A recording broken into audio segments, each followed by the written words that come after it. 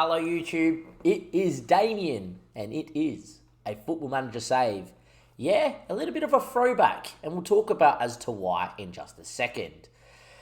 We have decided on a save that is a little bit closer to home and a save that I think would be quite the journey to document on YouTube, considering it's going to be a journeyman. It is going to be a journeyman with a twist and hopefully things will go correctly. And knowing how most of our saves do, we'll have definitely a lot of ebbs and flows. But I'd like to introduce you to our new save and the FM22 YouTube save that I have decided to finally commit to, even though it's the 5th month of 22. And it is The Story, a journeyman with a twist. Now, the main twist is right on your screen. We're actually starting in a place where I live, at a club where I've actually coached a couple of the boys that are currently playing in the 11. I've actually got a couple of the boys that I actually know outside of, streaming and then playing for Adelaide United as well. I've gone to school or was in university with one of the players in the team. And the reason why I think this is a bit closer to home, and the main reason I did the save, is 2 reasons. Firstly, it's because Ange is having a very good time in Celtic in Scotland, and as the first big manager from Australia to go abroad and be successful, he's finally created a pathway where he's gone from A-League to Asia to Europe and hopefully beyond. And I would like to emulate and see what we could do. And a second thing, the reason it's a twist, I'm starting at a club where the manager in real life I have been an assistant coach against and have beaten. And I have had some coaching experience in South Australia myself, albeit not very good experience. So Adelaide United I thought was a very nice storyline to go with and why I've called it The Story. We're starting where theoretically I would think if I was to ever, stop working and stop, playing golf and cricket and all sort and try to become a full-time coach, realistically the shot we get it would probably be at the A-League level. So why not your hometown club? Please get on board with the save, like and subscribe if you do enjoy the content here in episode 1. And today, I welcome you to The Story, our FM22 YouTube save. As always, it will be streamed live. We're currently on a live stream. The links will be down below. And without further ado, let's get into episode 1. And I'll see you guys in a second to go through the nitty gritty of the save. So we've gotten through our first screen here, YouTube, and the first thing I want to say, it's so nice to be in charge of a club that you know. I've tried to do saves in Liverpool, I've never been able to, and I haven't done a save in Australia in a long while. So why not a better place to start than just, get it going in your hometown club? There's actually a club that's 10 minutes up the road in pre-seasons, and there is one of the clubs that I have coached at in real life. And I've coached against this club here too. So it's a pretty interesting concept to be in the place where you know. Second thing I will say as well is let's go through the couple of the players, and I'll go through what tactics we'll use. But a couple of the players that I know. Ryan Kitto I went to university with and is a great guy. You may remember Zach Clough from a few saves in England that people have done previously. He's here on a free. I actually am looking for his name, and I cannot see him here. Where are you, Mister?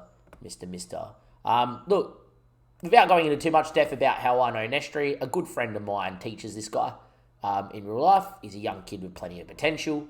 But I want to highlight someone else, and I don't see him on here. No way he's in our youth team or whatever.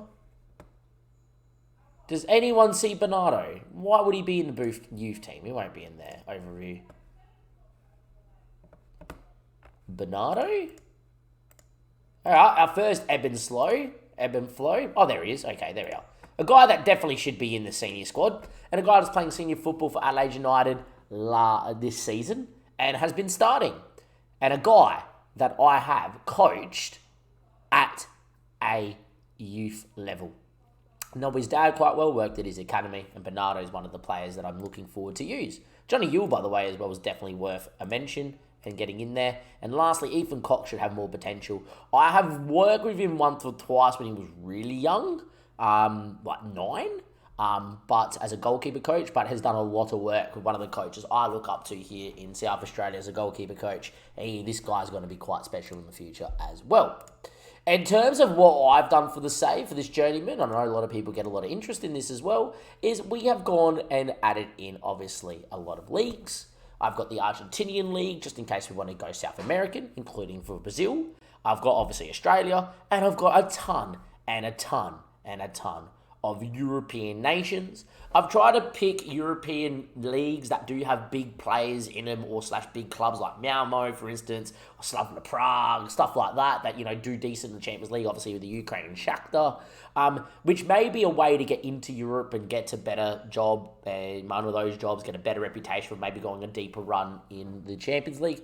And then the tried and tested, you got your big Portugal, Netherlands, Italy, Spain, Germany, England, France. Please do note here with England, we've loaded up a database without Brexit. There's been a few Brexit bugs this year on FM22 that I've heard of, so we've actually gone without Brexit. But yeah, I've got a lot in there too. You might see the USA's there as well, etc., etc. Some of these nations I put in, like Mexico, the USA, Peru, are mainly more for the regions, maybe for this save run super deep. But in saying that as well, definitely places we will go. Without putting too much of a plan on it, I do definitely want to spend a year here at Adelaide, have a good year, and if we can qualify for the Asian Champions League, stick around and try and see what we can do there. Or if not, maybe try and get to the Chinese Super League or South Korea really quickly, get into Asia and see what we can do with some Asian money, same as what Ange Postecoglou did. Starting as well, I've gone slightly different. My reputation's slightly lower than normal. I've decided to make it even more of a storyline, a bit more realistic. I've gone as a professional soccer player at a national level. I've been at national level clubs, but never played in the first team. I've played 2 first team cup games for one of the sides before they turned national. I've played in a couple of national level games in terms of cup rounds with my amateur side as well. But I've never got to that level. But I have pushed our reputation to there because I have coached at a few of those sides. And then in terms of with the license, I was actually going to go National A because that's the license you actually need to coach in A-League. But in order to coach in Asia and abroad, you must have a Continental C license or better. So me and the chat have decided to go start at Continental C. But over time, I'll definitely touch on it when we start doing coaching courses to try and get the Continental B, A, and that Pro license. And hopefully that reputation will improve. What I'll do now for the rest of the save here is I'm going to load up a couple of tactics YouTube. I'm going to go and show you a couple of tactics that I've used in other saves, outline what I have done on FM because it's been some time, and then from there we'll go and see if we need anyone in particular that we need to go and purchase. But I'll see you guys in a second to go through all of that. Welcome back, YouTube. We have gone through here as a stream and worked on a tactic that we will be using in order to see if we can have a very good season here with Adelaide United.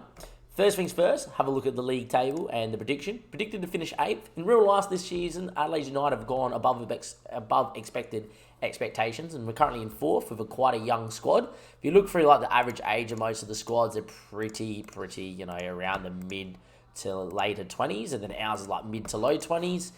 It's got mid 20s because we do have a few older lads in here, but in real life, a lot of our players are quite young, quite a lot of teenagers.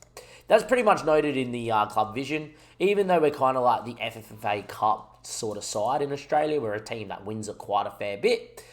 Developing the club's players for the youth system is most important, and they do just a mid-table finish. So scraping into the finals, the way it works here in Australia is the top 6 make the finals. First does win the minor premiership, and then you play a final series where 6 through first will go for a series of playoffs, and then let's see who wins that will win the A-League season. Now, that does leave you with, obviously, some, Asian Champions League there. Obviously, you get the grand final. There we are as well, which is perfectly fine. And then you do get your way into the, the season that is the Asian Cup. By memory, the Asian Cup, you get a qualification if you win the A-League in general. As in like the whole A-League, the FFA Cup winner, and I'm not too sure if you become, minor champions if you get a spot as well. I'm not too sure on that, even though it gets confusing with the Asian Champions League. But that will be maybe the goal. Now, in saying that though, if you look at our team on here, you go to here, we're predicted to finish 8th. it's not particularly great. I'm not going to play a 4-2-3-1. I'm going to go through one of the tactics we've built, one of the tactics that I know that I've been using quite a fair bit on FM this year. And then from there, we'll go. There is a couple of names, though, that you may know when we go through this team. There's the 4-3-3, and I'll talk about that in a bit more in depth, but the 4-1-2-1-2 is a save I used very early on this year in FM with Palermo. The save glitched out, but we had a lot of success with it. More notably, we have been streaming a ton on Twitch, so it's not like I haven't been playing FM. With my Twitch saves, I've been using the 4-1-2-1-2 Diamond in Portugal to some success. I've taken a third division side and we made the quarterfinal of the Champions League last season, made a Europa League final. And I do have a 4-4-2 that I actually have out there on the FM base website as well that we've uploaded that me and AJ built. Very successful. You may see it throughout the save, but I haven't loaded it up here. And I'll talk as to why in a second in terms of the team. But I do feel like in this newest update, it doesn't work as well. Where I know the Diamond is currently working and doing a very good job. But that's what we've decided to go with as a stream for as right now. And we'll see how we go through pre-season. Now, the first thing that I chose a 4-3 was we don't really have a 10.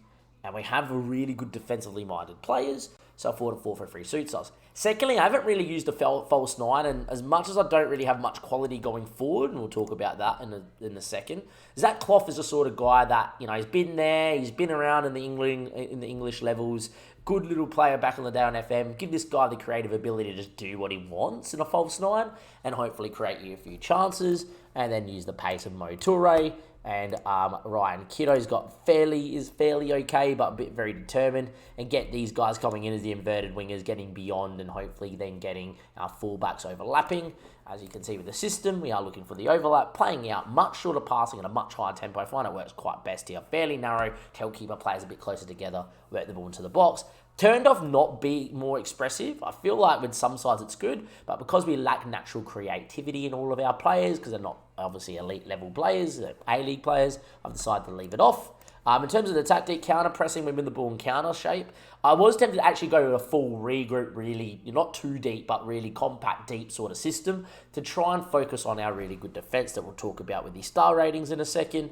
But as you can see, keeper's just trying to keep it. He can go where he wants. I'm not going to tell him just the centre-backs. If you think you can play a fullback, play a fullback. If you think you can play a centre-back, no problems. If Isaias drops into their 10, no dramas. And lastly, in terms of defensive shape, I've gone standard and much lower line of engagement with forcing inside a much higher tempo and in terms of much more often press, and a higher use of tighter marking. Now, the main reason that I've done this is a few reasons. First things first, much more often press is something I generally normally do on FM, just find it works best. The use of tighter markings complements that, because if you're closer and tighter to your players, you can press more quickly and efficiently, close down that space, or nip in and win the ball. This is where it gets interesting.